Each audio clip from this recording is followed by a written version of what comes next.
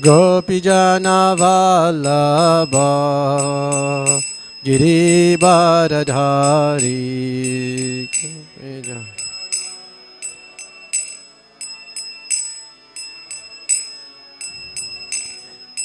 Yashodanandana Vrajajana Ranjana Yashodana Jamuna Tira Vanachari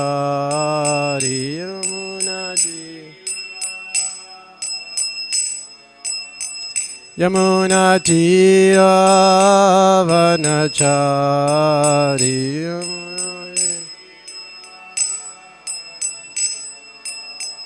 Yamuna Tira Vanachari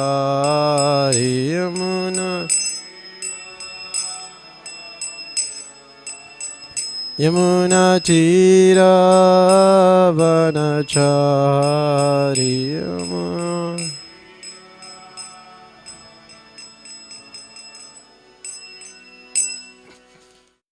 John Vishnupad Paramahamsa Pravijacharya Astoro Shishyamat His Divine Grace A.C. Bhaktivedanta Swami Prabhupada Ki John Vishnupad Paramahamsa Pravijacharya Astoro Shishyamat His Divine Grace Bhakti Siddhanta Saraswati Goswami Maharaj Prabhupada Ki Ananti Koti Vaishnav Vrinda Ki Naam Acharya Srila Haridas Thakur Ki Prem Sakaho Sri Krishna Chaitanya Prabhu Nityananda Sri Advaita Gadadhara Sivasadi Gaur Bhakta Vrinda Ki Sisi Radha Krishna Gova Gopinath Sham Kund Radhikund Giri Govardhan Ki Vrindavan Navadip Dham Ki Ganga Mai Jamuna Mai Ki Bhakti Devi Tulasi Devi Ki Samaveta Bhakta Vrinda Ki Nitai Gaur Premanande.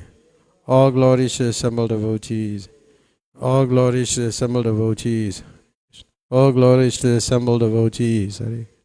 All glories to Shri Guru and Shri Gauranga. All glories to Srila Prabhupada. Srila Prabhupada ki jai. Om Namo Bhagavate Vasudevaya.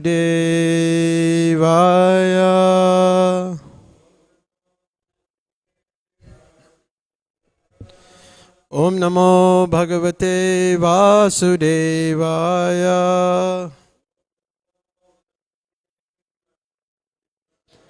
Om Namo Bhagavate Vasudevaya.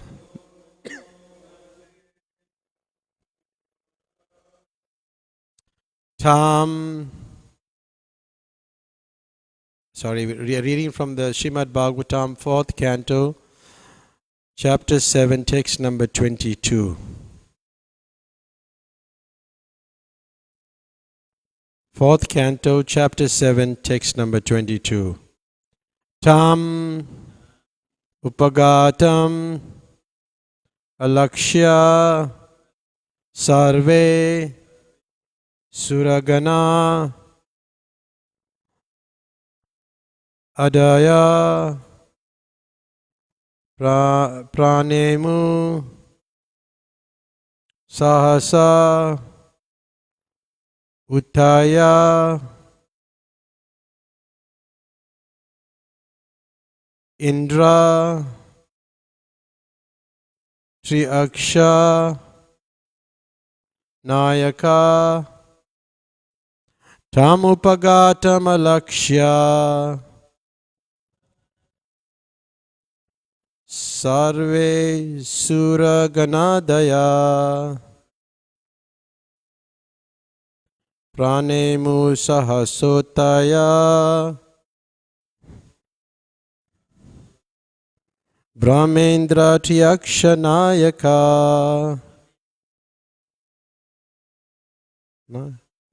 tamupagatam alakshya sarvasura ganadaya pranemu sahasotaya brahmendra triakshanayaka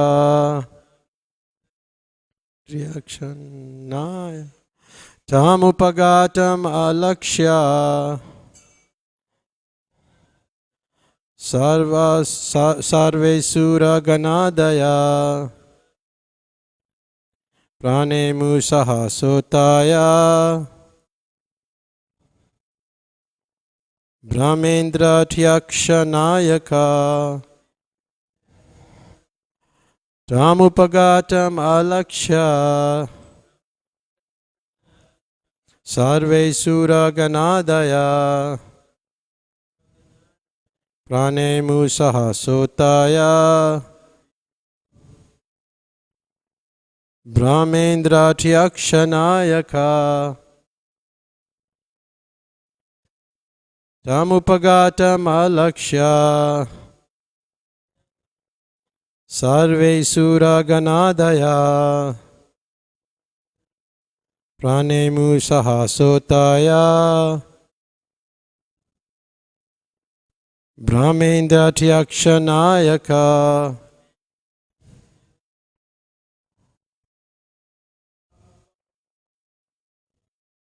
Tamupagatam Alaksha Sarve Sura Ganadaya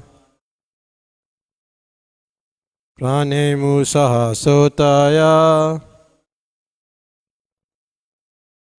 Brahmendra Tyakshanayaka Tamupagatam Alaksha Sarve Sura Ganadaya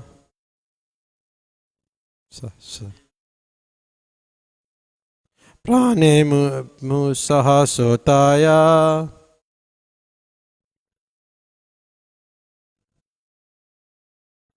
Brahmendra Tyakshanayaka.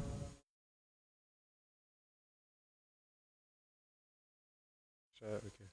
We'll do the word for word. Tam, him. Upagatam, arrived. Alakshya, after seeing. Sarve, all. Sura Ganadaya, the demigods and others. Pranemu, obeisances. Sahasa, immediately. Uttaya, after standing up. Brahma, Lord Brahma.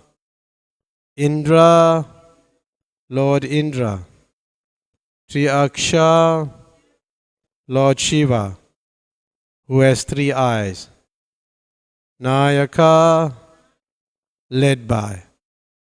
So the translation: as soon as Lord Vishnu was visible, all the demigods, Lord Brahma and Lord Shiva, the Gandharvas and all present there, immediately offer their respectful obeisances by falling down straight before him. Purport by His Divine Grace A.C. Bhaktivedanta Swami Prabhupada. It appears that Lord Vishnu is the Supreme Lord, even of Lord Shiva and Lord Brahma. What to speak of other demigods, Gandharvas and ordinary entities? It is stated in a prayer, Yam Brahma, Varunendra, Rudra, Maruta. All the demigods worship Lord Vishnu. Similarly, Dhyana Vastita Tadgatena Manasa Pasyanti Yam Yogina. Yogis concentrate their mind on the form of Lord Vishnu. Thus Lord Vishnu is worshipable by all demigods, all Gandharvas and even Lord Shiva and Lord Brahma. Tad Vishnu Paramam Padam Sad Pasyanti Surya. Vishnu is therefore the Supreme Personality of Godhead. Even though Lord Shiva was previously referred to in a prayer in prayers by Lord Brahma as the Supreme, when Lord Vishnu appeared, Shiva also fell prostrated before him to offer respectful obeisances. So the translation again: as soon as Lord Vishnu was visible, all the demigods, Lord Brahma and Lord Shiva and the Gandharvas, and all present there, immediately offered the respectful obeisances by falling down straight before him. So there's many points in the purport that we could discuss, but there's some quotations given from, at least one quotation is from the 12th canto of the Srimad Bhagavatam. Jana Vishta Tad Gatena Manasa Pasyanti Yom Yogina, where he's talking about how the yogis concentrate their minds on the form of Vishnu. And the other one is Tad Vishnu Param Param Sada Pasyanti Surya. So Vishnu is the Supreme Personality of Godhead. So this Tad Vishnu Param Param Sad Pasyanti Surya, this version is from the Rig Veda. Rig Veda. So there is a nice verse which I looked up in the 3rd canto of Srimad Bhagavatam, and I will read it. Words, minds and ego with their respective controlling demigods have failed to achieve success in knowing the Supreme Personality of Godhead. Therefore, we simply have to offer respectful obeisances unto him as a matter of sanity. And if you looked in the purport, the last point was that Shiva also prostrated before him with respectful obeisances. So that is how to understand the Supreme Personality of Godhead, and we'll discuss it a little later on. And then in the purport, Srila Prabhupada writes, the froggish calculator may raise the objection that if the Absolute is unknowable, even by the controlling deities of speech, mind and ego, namely the Vedas, Brahma, Rudra and all the demigods headed by Brihaspati, then why should the devotees be so interested in this unknown object?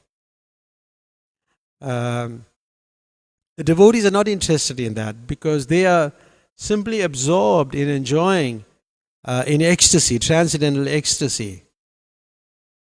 Like the materialists and the non-devotees don't have an understanding of the Supreme, and then they don't feel this ecstasy. Like even impersonalists. If you tell impersonalists about the Lord that, the activities we engage in the morning, to them it'll be not so it won't be appreciated. The devotees know that the absolute truth is the Supreme Personality of God, Vishnu. And as the Vedic hymns confirm that, which is quoted in the purport, Om Tad Vishnu Param Param Sada Pasyanti Surya. So the Supreme Lord is Vishnu. Then in the Bhagavad Gita, in chapter 15, text 15, Sarvasya Cham Hidi Sana Vishnu Matasmitir Jnanam Apunam Cha Vedayas Cha Sarvam Eva Vedyo Vedanta Krit Veda Ved Eva Chaham. I am seated in everyone's heart, and from me come remembrance, knowledge and forgetfulness. By all the Vedas I am to be known. Indeed, I am the compiler of the Vedanta, and I am the knower of the Vedas. So if one wants to know who the Supreme is, then one has to go to the Vedas. And the Vedas, like we quoted Rig Veda, that particular verse, says Vishnu is supreme. In lots of situations, many people speculate on the word aham, I or I. So they have this understanding that myself and Krishna are one. So that understanding is dangerous for somebody advancing in spiritual life. Just like even yogis, when they're meditating on the form of Vishnu within the heart by the different Ashtanga Yoga process, they may come to that point where they realize the Supreme Personality of Godhead, Vishnu. They may have, but when you come to that point that when one sees Vishnu within their heart, then one gets direction. And one gets direction to surrender to the Supreme Lord. But it will depend on the association one have.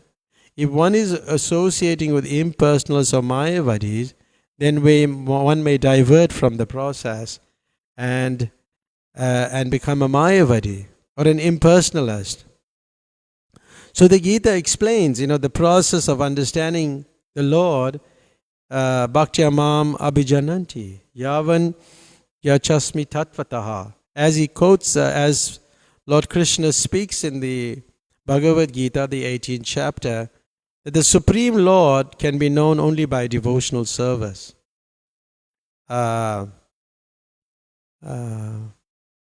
This is also confirmed in this verse that I read by the great sage Maitreya. So one surrenders to the Supreme Personality of Godhead. And it's important to follow the acharyas like Maitreya Muni, Maitreya Vidura, Maharaj Parikshit, Sukadev Goswami, and engage in the transcendental service of the Lord. Although there is different understanding, Brahman, Paramatma and Bhagavan, there's another verse that was also from the 3rd canto, which is relevant to this discussion today. O great Supreme Lord, offenseless person whose internal vision has been too affected by external material activities cannot see your lotus feet. But those feet are seen by pure devotees, whose one and only aim is to transcendently enjoy your activities. So in Bhagavad Gita we see that verse in the 18th chapter, text 61, Ishvara sarva bhutanam hidedese arjuna tishtati brahman sarvi bhutani yantra arudani mayaya. So the Supreme Lord is seated in everyone's heart, O Arjuna, and is directing the wanderings of all living entities who are seated on a machine made of the material energy. So the Lord is seated in our heart and can direct us. But somehow, and we're meant to see the Lord. But it is not possible for those whose internal vision has been covered by external activities. It's not possible. That's why Lord Krishna is in the heart. Even for us, we've been practicing so long. We don't see that. Within our heart, we theoretically understand that. But somebody who's advancing, a pure soul, can understand that. And as we discussed earlier about the yoga process, or the Ashtanga yoga we mentioned, ultimately we have to understand or see the lotus feet of the Lord. And yogis, they practice for a very long time. But still they cannot realize the Lord. Why? Because of their offenses to the lotus feet of the Lord. And one of the greatest offenses to deny the existence of the Lord.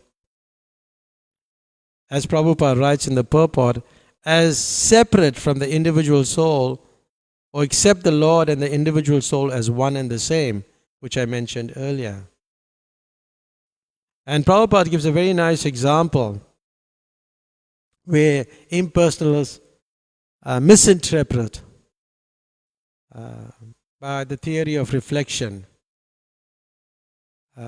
Just like there are stars in the sky. The stars are part of the sky, but they cannot be equal to the sky, equal to the whole. The sky is the whole and the stars are the parts. They cannot be one and the same.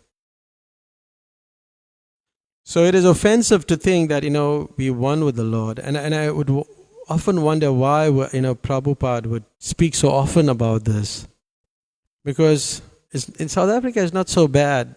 But I have the experiences where people thought they were also God.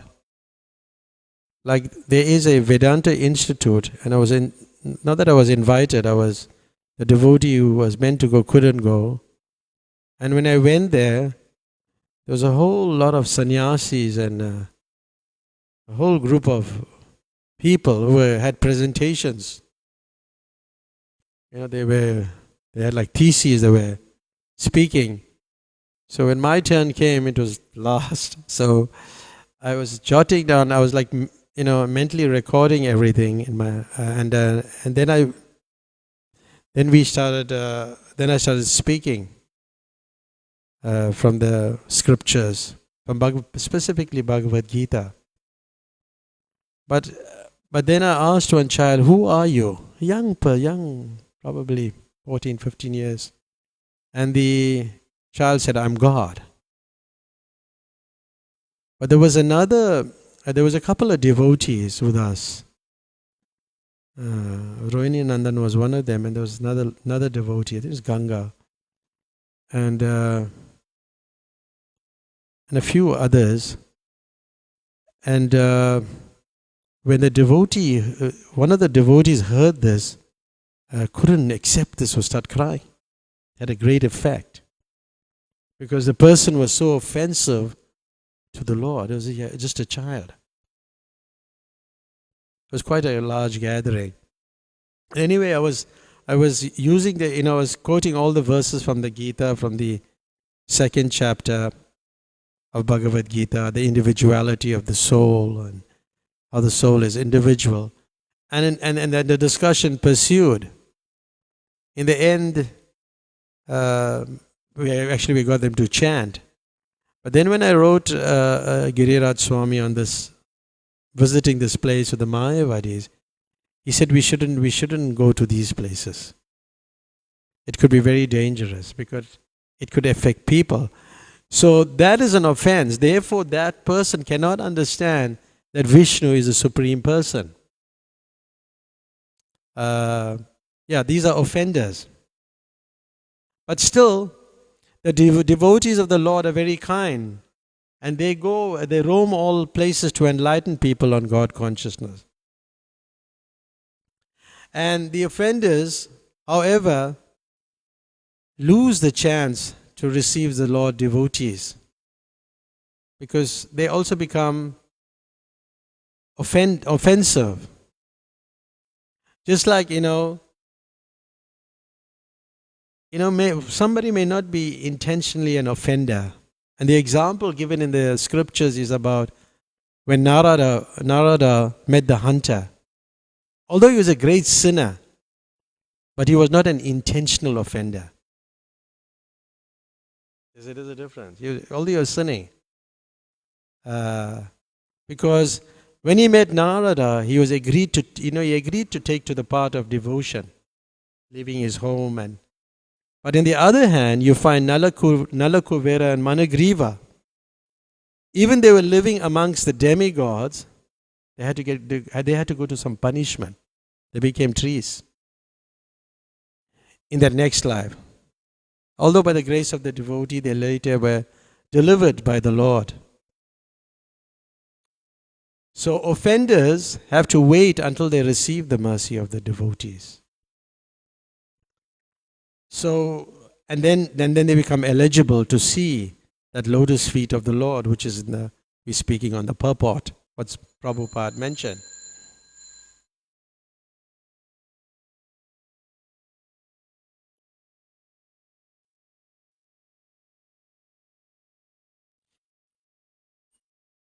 Sri Raghunath ki.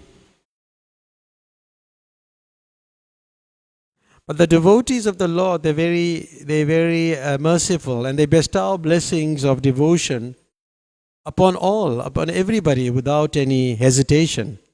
And that is the nature of devotees. In a coming verse, which is quite interesting, it's probably in the 24th chapter, where Lord Shiva is speaking. My dear Lord, those who desire to purify their existence must always engage in meditation upon your lotus feet, as described.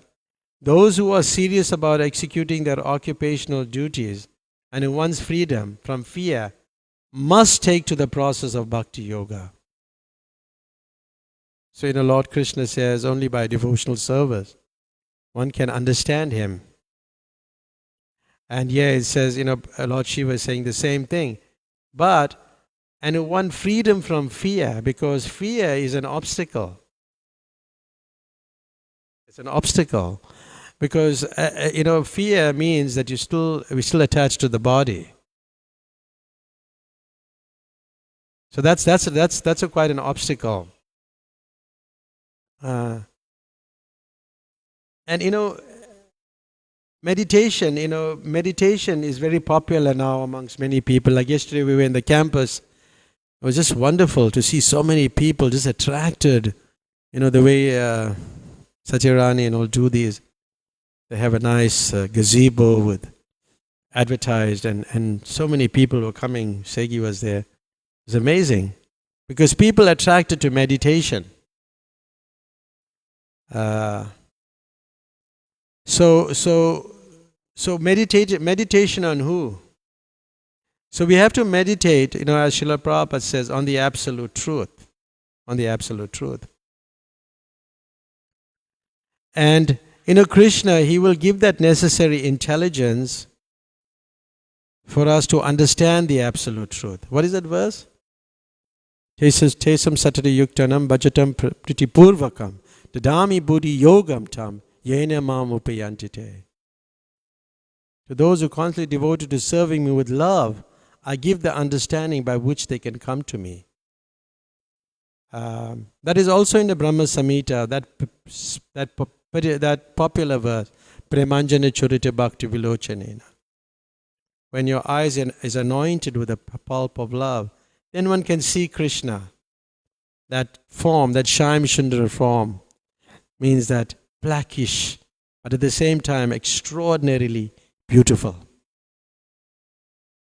It is blackish, but so beautiful. I'm always attracted to this Shyam Sundar form of Krishna. And whenever I go to Vrindavan, I'm really excited to see this form of Krishna. Krishna is playing his flute, dancing in Vrindavan with the gopis. So these pastimes can be revealed, if one becomes serious in the practice of devotional service. But the purport was talking a lot about bowing down or offering respectful obeisances. And even Lord Shiva offers respectful obeisances to Krishna. Just like when we come to the temple room, we fall flat and we pay our obeisances in the temple room. And that actually shows our sign of humility. Because Krishna is the Supreme Person and we are His eternal devotees. So thus we need to become humble and accept His supremacy. So therefore we bow down. Like sometimes, we bow down with our bead bag on the back. That's not very good actually. We put the bead bag on the back and we bow down. Take the bead bag and leave it one side and we bow down. So bowing down. And then respect. Just like how we have respect for our parents and elders. So similarly we should offer respect to elder persons. And obviously the Supreme Lord is our elder in one sense. And the best way to pay respect is to offer obeisances. Offering obeisances is an important part of devotional service. Because by this service, the devotee confirms his attitude and submission. And I don't know if you watched how Prabhupada offers obeisances. It's amazing. Just watch him when he offers obeisances and he gets up and he sees Krishna and then with so much respect and devotion. And the glories of offering obeisances are stated in the Vedic scriptures. Just by offering obeisances, one can even go to the Vaikuntha Dham. There's so many points in the Shastra, the scriptures. By offering obeisance, you don't have to take birth again. And one will never experience birth in the material world. It's a question of submission. Just like it's very much innate in many of us. Like we're not taught. We don't have to be taught that. Like when we come to the temple, we know we have to offer obeisances. It's an innate quality in us, isn't it? At least for us, we can very easily offer obeisances. But yeah, just like that verse from the Bhagavatam, 10th canto, 14th chapter, text 8. What is it? Tatya anukampam shumikshimana. Yeah, Bunjeva Atma Kritam Vipakam Hid Vagvarpo Divir Vidadam Namaste Jivetayo Mukta Pada Sadayaba. My dear Lord, one who constantly waits for your causeless mercy to be bestowed upon him and who goes on suffering the reaction of his past misdeeds, offering your respectful obeisance from the core of his heart is surely eligible for liberation, for it has become his rightful claim. Just like in the mornings, we also offer obeisances to the devotees. Panchakalpataribhyascha, Kripasindhubhyevacha, Patitanam Pavanebhyo, Vaishnavebhyo, Namo Namaha. But that must not be done mechanically, because that's not very good. There may be no submission. So it is to be done in a mood of devotion and submission, because we don't know who we offended in the whole day. So it's at least at that point we can offer our obeisances to the Vaishnavas. Like a good example of a person offering obeisances is Raghunath Das. He would chant for 22 hours, sleep for 1 hour, offer 2,000 obeisances to the devotees, like that. 1,000 obeisances to the Lord. But that's like on a liberated platform, but at least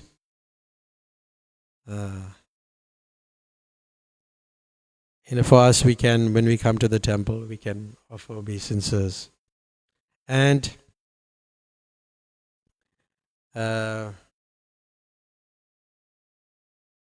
once there was a guest, in the association of Prabhupada. He really didn't feel that he should bow down to anybody. So indirectly, he was criticizing the devotees for offering obeisances to Prabhupada. And Prabhupada said it is a material disease to think that we don't have to bow down. And Prabhupada went on to say, you have to bow down to old age, disease, death, and many other things. Why not bow down to Krishna? We bow down to so many, yeah.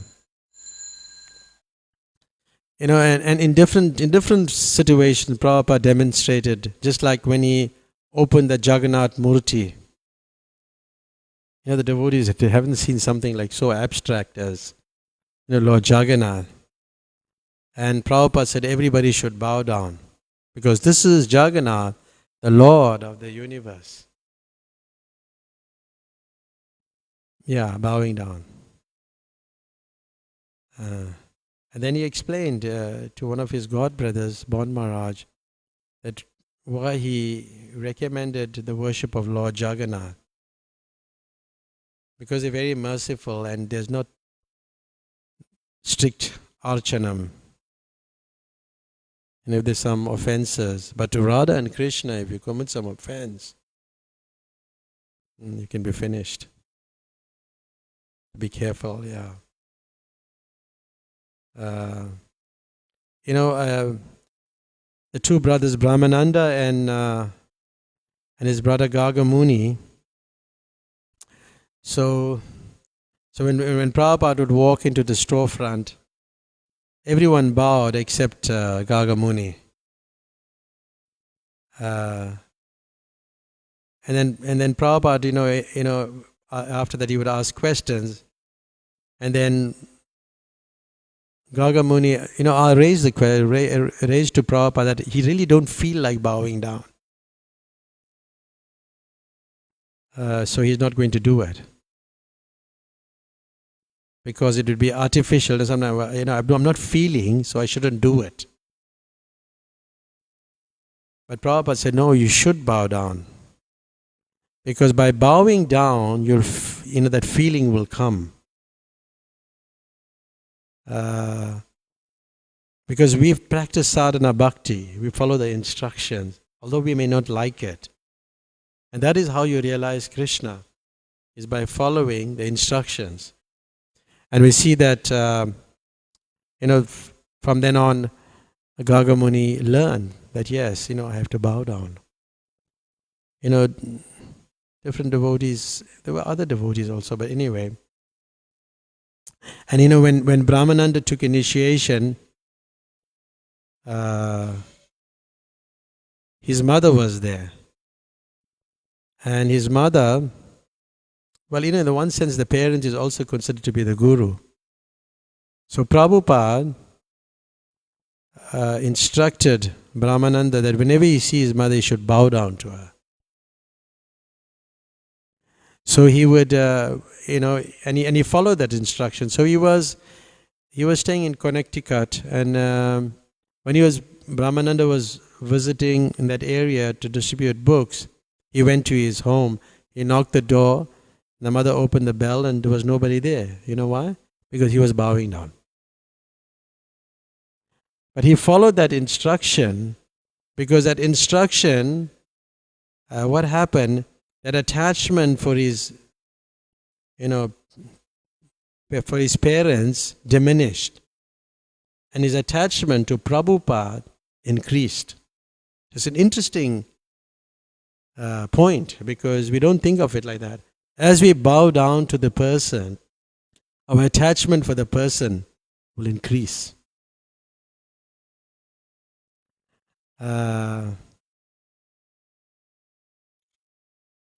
In another instance, Nandakishore, who was also Prabhupada's disciple, a newcomer sitting up front said to Prabhupada, I can't understand why all these young people are bowing down to you. So Prabhupada said, just as you are thinking they should not bow down, they are thinking that you should bow down. The converse. This is democracy. It is not. Is it not? So Prabhupada is very intelligent, and the majority is bowing down. So Prabhupada is very perfect, because that bowing down has such a great effect that it makes you understand that Krishna is the Supreme Person. Last night when I was looking at this verse,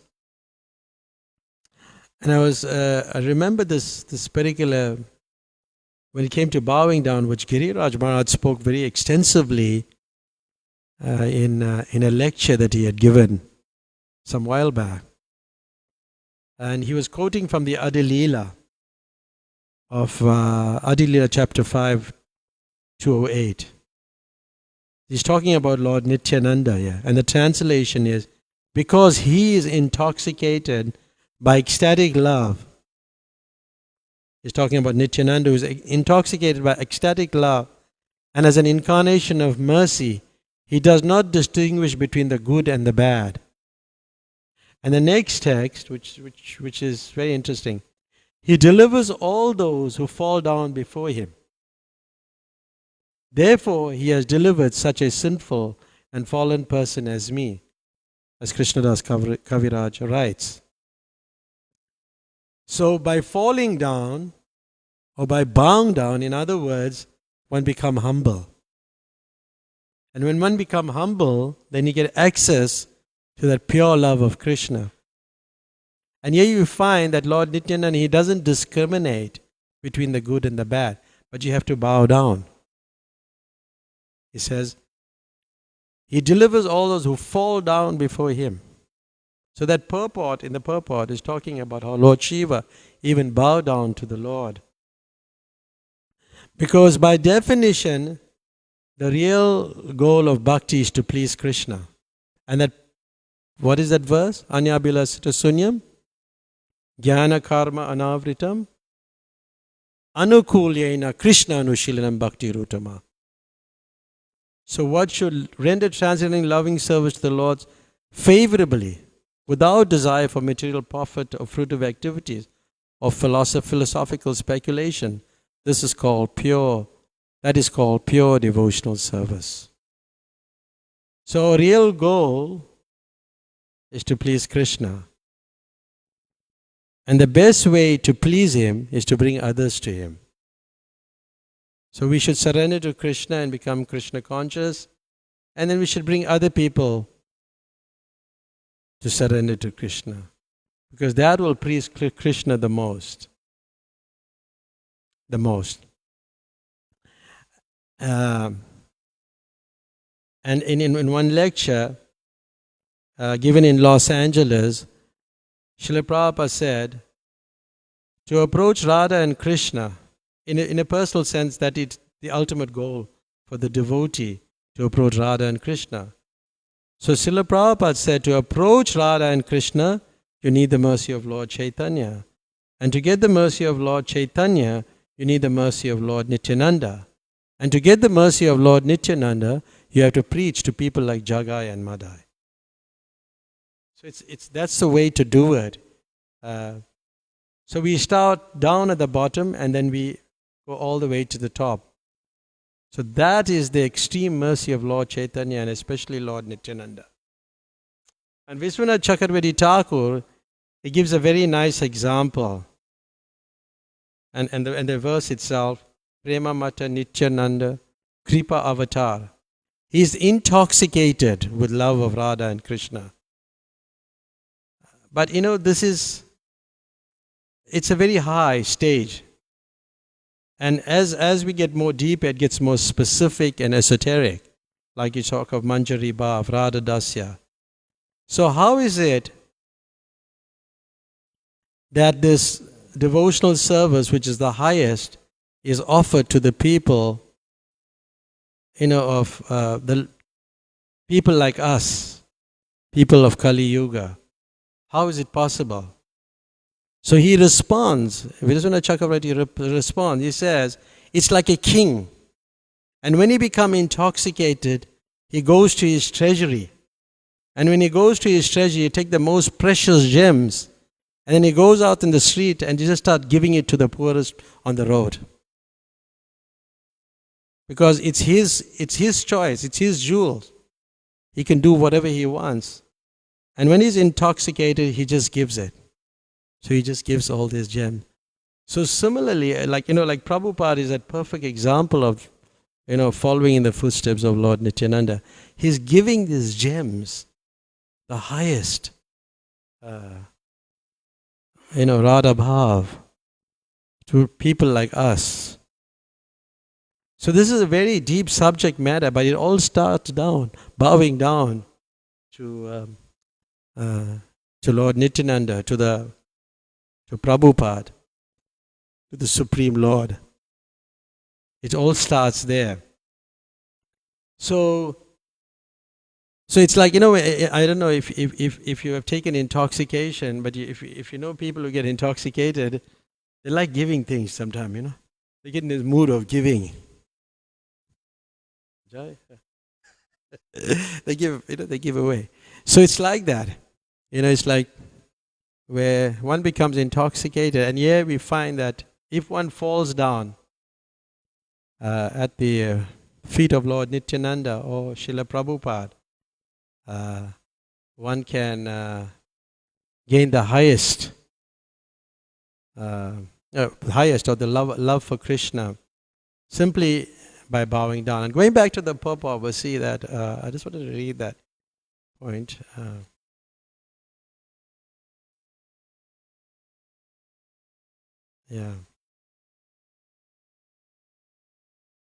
Yeah. Even though Lord Shiva was previously referred to in prayers by Lord Brahma as the supreme, when Lord Vishnu appeared, Shiva also fell prostrated before him to offer him respectful obeisances. So Lord Shiva sometimes is like, he's like Vishnu, but also there is different, is one and different. And being such an exalted personality, he offers his full respectful obeisances. So also we should try as far as possible to offer obeisances properly to the spiritual master and to the Lord. And then one day we will have access to this highest love for Krishna. So we'll stop here, we'll take some questions or comments. We have a little time. Get the microphone.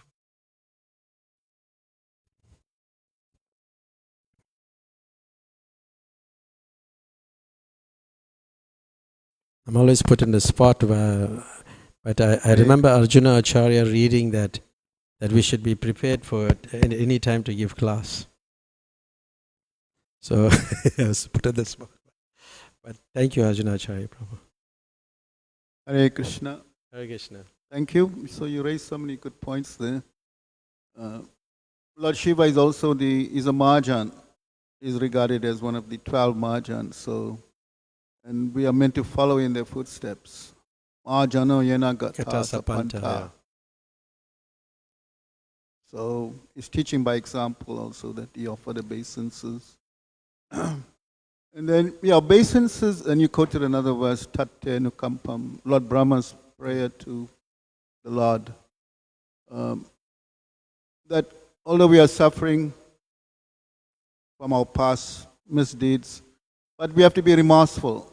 So that remorseful means that we become humble. Humility is there, and therefore Correct. Offering obeisance is a sign of humility, as you mentioned, and sign of surrender, a sign of remorse, feeling, we want to. But then again also, this, I was thinking of this word, niyamagraha. Sometimes we may be show bottle kind of spirituality. We want to do it for some agenda we have to make other people see how great we are. Make a show of that. And another way is that we have to do it with sincere humility and develop. The goal of that is develop love of Krishna, love of God. Whatever we do, the end result must be Krishna prema. Otherwise, we're getting something else. Thank you for that. Thank you. Thank you for that. Yeah, that's a good point. I thought about that remorseful is very important, because even when you offend somebody, if you're not remorseful, that offense, even you apologize, it's not removed. Because people are not remorseful. You may have to be remorseful. That's a good point, Jai. Thank you. Hare Krishna, Raghunath. Bhatta. So when you speak to our devotees over in the phone, we say, please accept my humble obeisances, our glorious Srila Prabhupada. So can you comment on that? Yeah. Please, that is the way we address whenever we're writing, or when we say, but please accept my humble obeisances. Because obeisance is meant to. Actually, obeisances itself is the byproduct is actually humility and respect. It's already there. Obeisance can't, please accept my humble obeisances like in a proud way, you can't do that. Please accept my humble obeisance in a very gentle. It must be a heartfelt feeling, because really it's not. It must be from the heart. It has to come from the heart. I'm offering my obeisances to Prabhupada because he is our Acharya, and from him we've learned all this, and we respect him and we appreciate him. But we just come, like mechanically, we just offer obeisances, but you still benefit in some little way. But when you do it with feeling, there's a difference. That's why Prabhupada said Gargamuni should do it, because the feeling will come. So it's a gradual. So when we say, please accept my humble obeisances, all glories to Srila Prabhupada, when we write like that also, we must also feel that. Because sometimes it's just a mental thing, it's like it's artificial humility. plastic or something like, So has to be careful of that. Yeah. Okay. Yes. If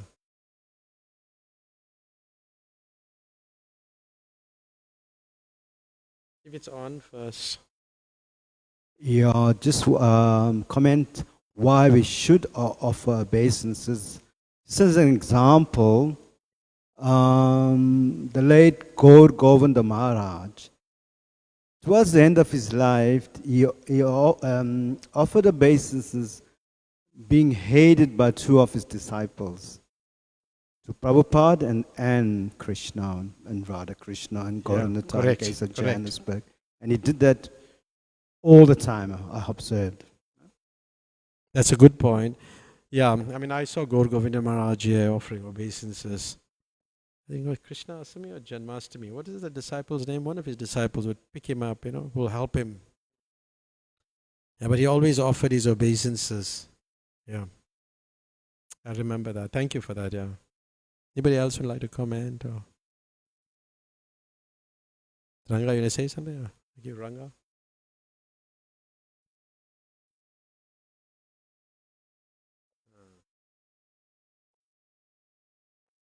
Hare Krishna.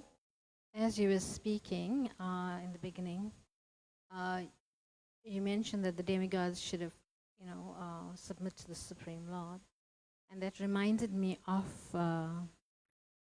the verse from the Bhagavatam 111, which says, Tene Brahma Ridaya Adhikaveya Muyanti Yat Surayaha. So Muyanti Yat Surayaha actually means that the demigods are subordinate to the Lord and they should submit to Him. And sometimes even they are placed into illusion. So that just reminded me of that verse. That's a good point. Yeah, and that verse is actually establishing Krishna as the Supreme Personality of God. That has the absolute truth. Satyam Param Dhimahi. I offer my obeisances to the Supreme Personality of God. Yeah. So it reminded me of that verse. Thank you for that. Yeah, that's good. Anybody else would like to say anything? Okay. Say something else. Thank you very much. It's Hapa say. Thank you. Hare Krishna. Hare Krishna. Srimad Bhagavatam ki.